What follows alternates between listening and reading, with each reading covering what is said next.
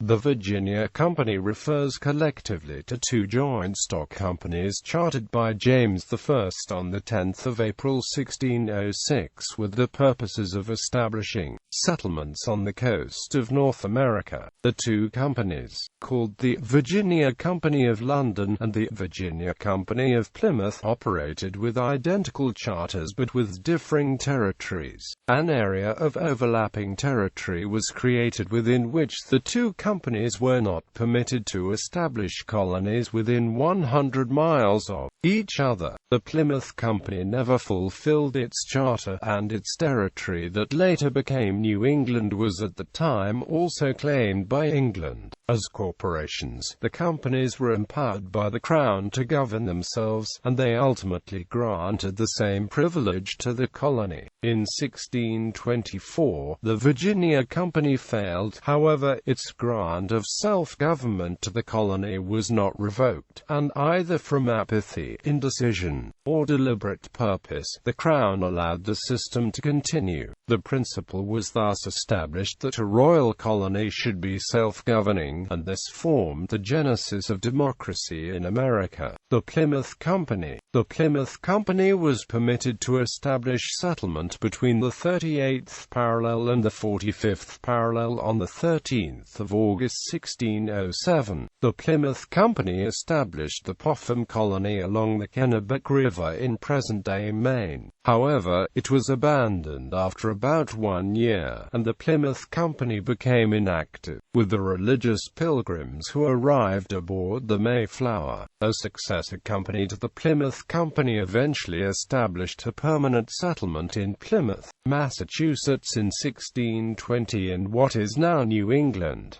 The London Company. By the terms of the charter, the London Company was permitted to establish a colony of 100 miles square between the 34th parallel and the 41st parallel, and also owned a large portion of Atlantic Ocean and inland Canada. On the 14th of May 1607, the London Company established the Jamestown settlement about 40 miles inland along the James River, a major tributary of the Chesapeake Bay in present-day Virginia.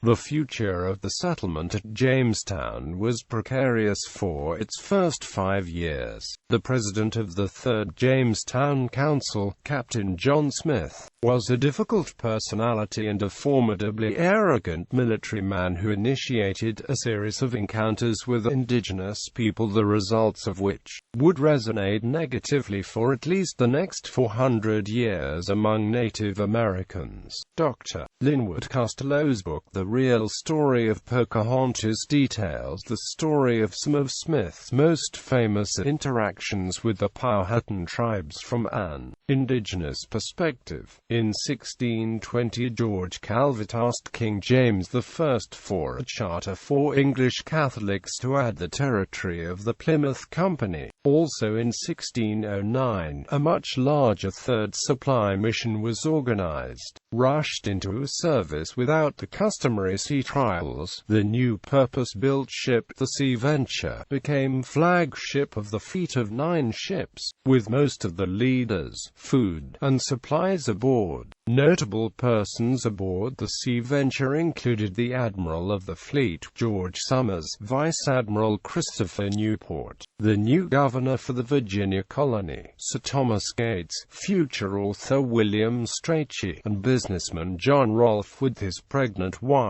The third supply convoy encountered a massive storm believed to have been a hurricane which lasted 3 days and separated them. The Sea Venture was leaking seawater through its new caulking, and Admiral George Somers had it driven aground on a reef to avoid sinking, saving 150 men and women and several dogs, but destroying the ship. The uninhabited archipelago was officially named the Somers Isles, after Admiral Somers, though it was known as Bermuda. From salvaged parts of the Sea Venture, the survivors built 2 smaller vessels, Deliverance and Patience. 10 months months later they continued on to Jamestown, leaving several men behind on the archipelago to establish possession of it. Arriving at Jamestown on the 23rd of May 1610, they found that over 85% of the 500 colonists had perished during what became known as the starving time. The Bermuda survivors had anticipated finding a thriving colony at Jamestown and had brought little food supplies with them. The colonists at Jamestown were saved only by the timely arrival of a supply mission headed by Thomas West, 3rd Baron Delaware, better known as Lord Delaware. Less than 3 weeks later, in 1612, the London Company's Royal Charter was officially extended to include the Somers Isles as part of the Virginia colony. However, in 1615, the Isles passed to a separate company, the London Company of the Somers Isles,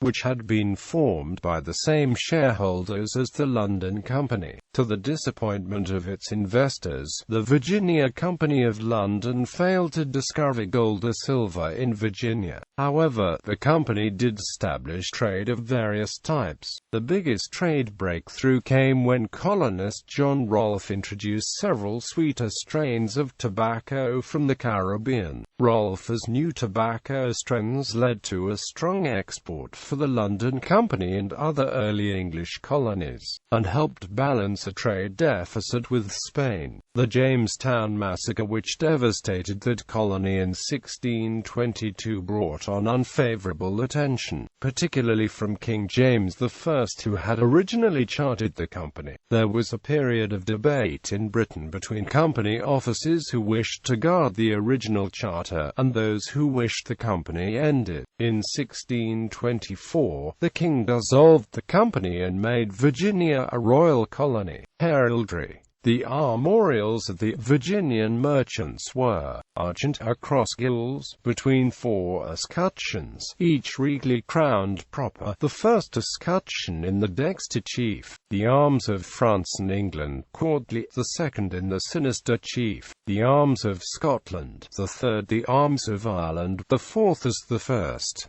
The crest was, on a wreath of the colours, a maiden queen cooped below the shoulders proper, her hair dishevelled of the last, vested and crowned with an eastern crown or. The supporters were 2 men in complete armour, with their visors open, on the helmets 3 ostrich feathers argent, each charged on the breast with a cross throughout gules, and each holding in his exterior hand a lance proper. The Latin motto was, Endat Virginia Quartum, recognizing the colony's status alongside the Queen's, King's other 3 dominions of England, Ireland, Scotland, and after the Acts of Union 1707, the United Kingdom.